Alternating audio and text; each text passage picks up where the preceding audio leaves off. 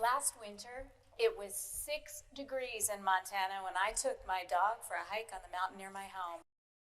And he pooped not 2 feet away from the trail. I pulled off my gloves, got a bag, and had to carry it for the rest of my hike until I found a trash can. I could have left it there. No one was around. Did I mention it was cold? No one would have known. But I would know. And I like to think of myself as a considerate human being, a good ambassador for other dog lovers. So I picked that shit up. You just learned a lot about me in a 30-second story. You learned what matters to me, a little about my character, my values, how I want to be known and experienced. You even heard an introduction to my sense of humor. And maybe my story reminded you of something that happened to you. Raise your hand if sometimes you have a hard time listening to someone else's story because something the person says reminds you of your own experience and you're eager to share. Go ahead, raise your hand. Go ahead. Well, that's great. It's a common response. Now let's turn this around. What if you shared a specific personal story so that the person in front of you was eager to share something meaningful to them? What if you intended to unlock the story for the person in front of you for the purpose of connecting with them? When we share our personal stories, we make deeply authentic connections. And I don't need to tell you that now, more than ever, we need to connect. In 2023, the U.S. Surgeon General warned us of the epidemic of loneliness in our country. And according to Pew Research, a majority of Americans report feeling unhappier and more divided than most other countries about the state of their democracy. I'm a workplace communication trainer, a professional storyteller, musician, and podcast host. In my experience, sharing personal stories is the best way to connect and generate thoughtful conversations. Now, you probably know storytelling as a marketing tool, a tool for entertainment and persuasion. But I've learned that sharing our personal stories is one powerful way to change this dynamic of disconnect and division when we use them with the intention to connect, not to change a person's mind. Now, there's a lot of research about how stories affect us and can build those connections we crave. Bioengineering researchers Jens Madsen and Lucas Pera of City College, New York, found that when we experience story together, our heartbeats start to fluctuate in sync. And researcher Paul Zak found that stories can release oxytocin, the brain chemical associated with care, connection, and empathy. When we share stories, we connect on a physiological level through our hearts and through our brains. And it's easier than you might think. Remember the story about my dog? It wasn't an epic story. It was a simple moment in time, and it made you laugh. You can do this too. Think of it as the ideal way to connect with people. Start with I for intention. Ask yourself, what is your intention in sharing the story? Why am I sharing it? What do I want this person to know about me? What do I want this person to do or to feel? When I shared the story about my hike, I knew I wanted you to laugh. It was important to me that you heard something about who I am and what matters to me. And I wanted to share that I live in Montana, a beautiful place some of you may have visited or have an interesting connection with. Next is D, discern your audience. Ask yourself, who am I speaking to and what do we have in common? How can I make sure they're comfortable around me? What story might help build their trust? In planning for this talk, it was important to me to share stories with enough detail that everyone would find something to relate to. I shared this story about my dog to connect with people with a fur baby. And I knew my story was likely to resonate with anyone who has been frustrated with inconsiderate behavior, like not picking up after a dog or leaving a shopping cart in the middle of your parking lot. The story I shared was for this particular audience. Now it's time for E. Engage your audience with a story. To grab your attention, I started by describing where I was on a hike on a mountain. And I even included the temperature, knowing that you would feel a chill with my description.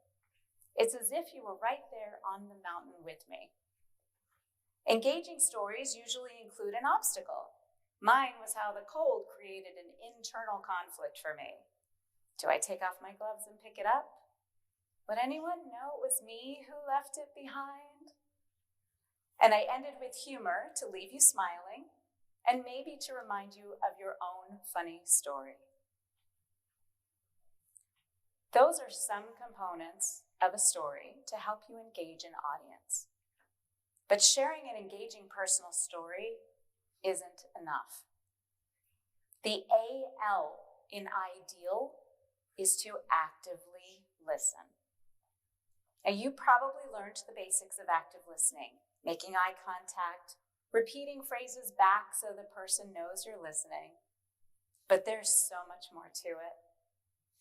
If you shared your story with the intention of connection, to unlock the story of the person in front of you, then after you've shared your story, it's time to truly listen and hold space for theirs. That means opening your body language, making sure your arms aren't crossed in front of you. It means asking questions to go a little deeper and maybe uncover something the person didn't notice about themselves.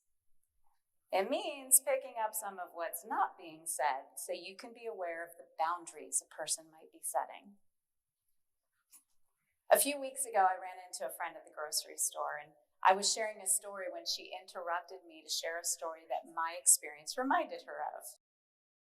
She didn't intend to dismiss my story. She's a kind person. She didn't mean to hijack the conversation. But I walked away without a chance to finish my story. And the interaction left me feeling like I hadn't really been heard, like we hadn't connected in a meaningful way. Truly listening takes effort, to pay attention and ask deeper questions. The reward is that we each feel seen and heard. And it doesn't take a lot of time. It simply takes intention. Imagine the difference in our communities if we made this effort. We can. No, we must find ways to connect. And all of us can share a story. I was born in Washington, D.C. I moved to Colorado, California, and then back to Colorado, where I finished my degree at Colorado State University and surprised myself and my professors by being invited for a paid internship back here in Washington, D.C. I loved it. It's where I started my career, where I met and married my husband, and where our first son was born. I hired a great nanny, and I was eager to go back to work just a few weeks later. But every morning on my way to work, I would cry missing him. A few weeks after I'd been back, I got home exhausted, and the nanny threw the baby into my arms to nurse. I picked up my cordless phone, it was 1998, sat on the couch, and I called my mother. And as soon as I heard her voice, I burst into tears. I couldn't speak. I could barely breathe through the sobs. You know what that's like. And my mom started to panic. What is it? Is the baby okay? What's going on? Is it postpartum depression? Sarah, please answer me. You're really scaring me.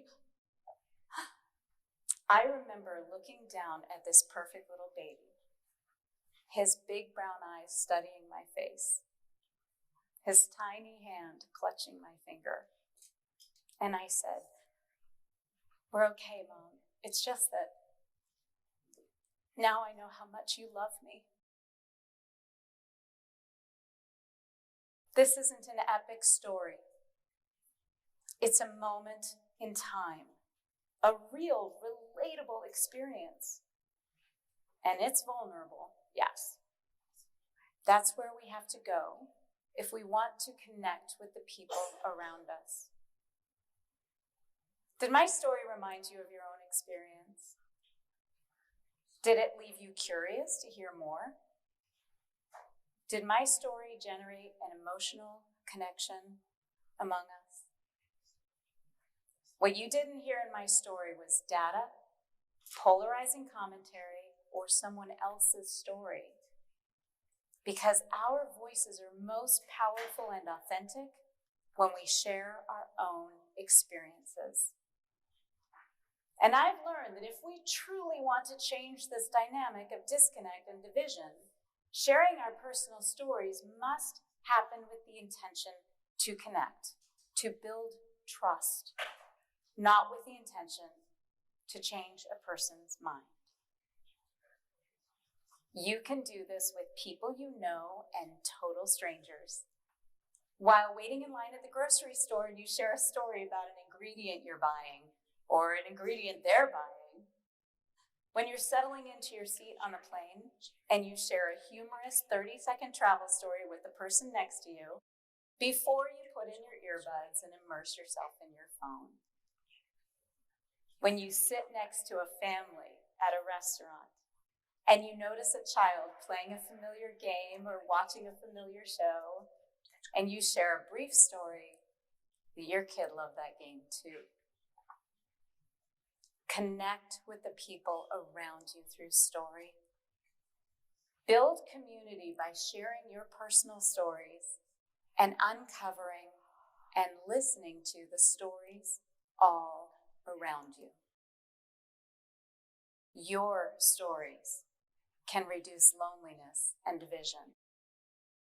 They're the key to rebuilding our communities, one relationship at a time. Thank you.